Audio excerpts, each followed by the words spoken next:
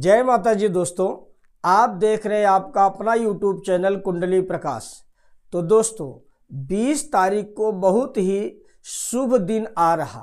20 तारीख को क्या खास है आप सोचिए। 20 तारीख को कालाष्टमी है, भगवान भैरव की अष्टमी। इस अष्टमी को किया हुआ प्रयोग या इस अष्टमी को की हुई पूजा भगवान भैरव को अति प्रिय है। भगवान भैरव की प्रसन्नता के लिए यदि आप कुछ उपाय जो हम बताने जा रहे हैं इनको आप यदि करते हैं तो निश्चित मानिए कि आपके जीवन में आने वाले जो संकट हैं, जो परेशानियां हैं, उनसे आपको मुक्ति भी मिलेगी और साथ में आपके कार्य जो बिगड़ रहे बार बार बनते बनते वो भी बनने के आसार बढ़ जाएंगे। दोस्तों भगवान भैरव इनका नाम जो एक है वो बटुक भैरव है। बटुक यानी कि छोटा बच्चा। छोटे बच्चे को जब आप मनाते हैं, किसी भी प्रकार का प्रलोभन देते हैं खाने पीने से या अन्य किसी चीज़ के खेलने खिलौने से, तो आप देखते होंगे कि तुरंत आपके तरफ वो आकर्षित हो जाता है। उसी तरह से इनका जो बटुक रूप है यानी कि बच्चे का जो रूप है वो जल्दी प्रसन्न होता है। तो इसको प्रसन्न करने के लिए क्या करना चाहिए, इनका मंत्र कौन सा जाप करना चाहिए जिससे आपके कार्य की सिद्धि हो और आपके कार्य में तरक्की मिले, ऐसा हम आपको आज बताएंगे।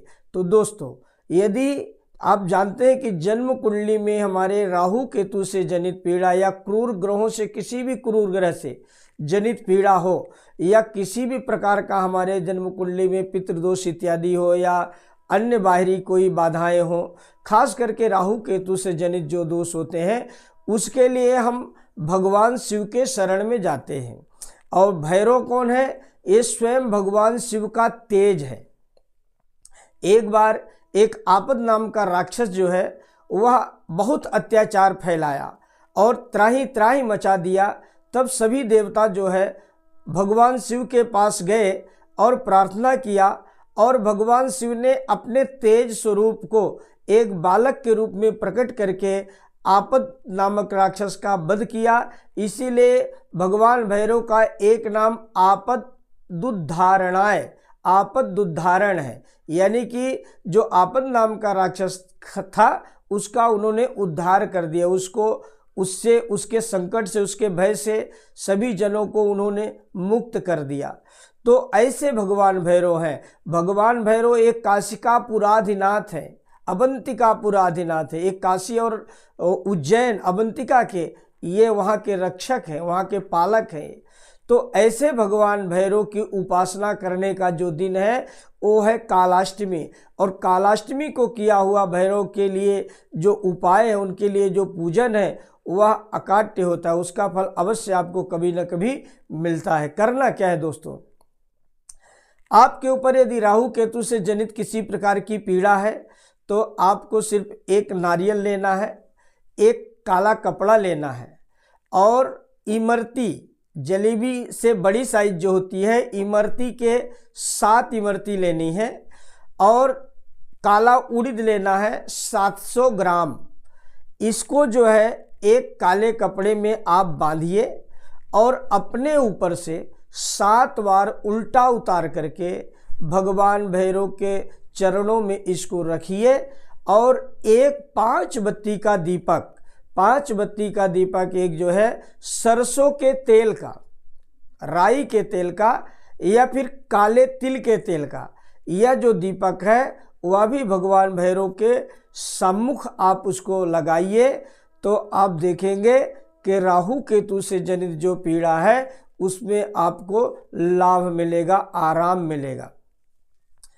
आपको ऐसा लगता है कि आपके ऊपर कोई तंत्र मंत्र किया गया है, कोई बाहरी बाधा है या बार बार नज़र लग रही है आपके बच्चों के ऊपर, तो क्या करना चाहिए? तो उसके लिए दोस्तों काले तिल और काली राई यह लेना चाहिए और उड़द के दाल का जो बड़ा होता है जिसको मेंदू बड़ा भी कहते हैं वो 7 बड़े लेना है आपको और उड़द का ही हलवा लेना है। व हलवा और मेदू बड़ा, इन दोनों को लेकर के जिसके ऊपर भी ऐसी बाधा हो उसके ऊपर से सर से पैर तक 7 बार उतार करके काले कुत्तों को खिलाइए या पानी में विसर्जित कर दीजिए और जा कर के भगवान भैरव को एक नारियल का प्रसाद चढ़ाइए, पानी वाले नारियल का, और इसके बाद आप अपने घर आ जाइए। आप देखेंगे कि जिसके ऊपर भी ऐसा प्रयोग हुआ होगा उसको अच्छा आराम मिलने लगेगा।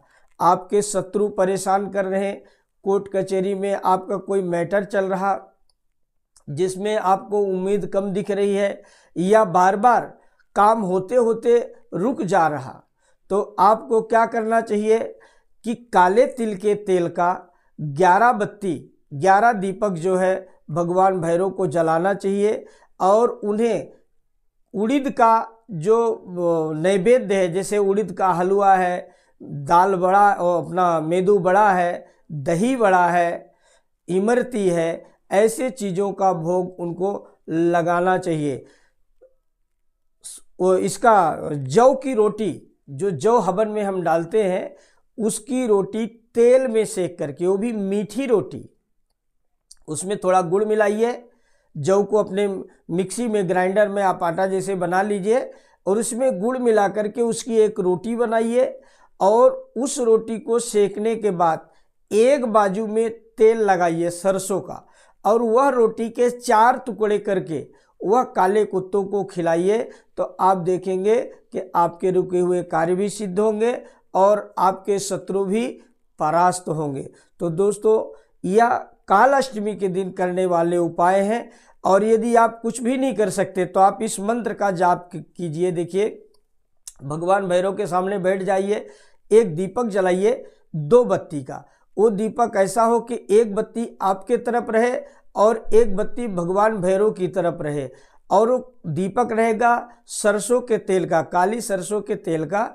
और आपको सिर्फ कहना है कि ओम ह्रीम बटुकाय आपदुद्धारणाय कुरु कुरु बटुकाय ह्रीं ओम स्वाहा, या फिर ओम बम बटुकाय नमः।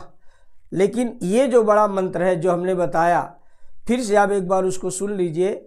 ओम ह्रीं बटुकाय आपदुद्धारणाय कुरु कुरु बटुकाय ह्रीं ओम स्वाहा। इस मंत्र का जितना ज़्यादा से ज़्यादा हो सके आप जाप कीजिए।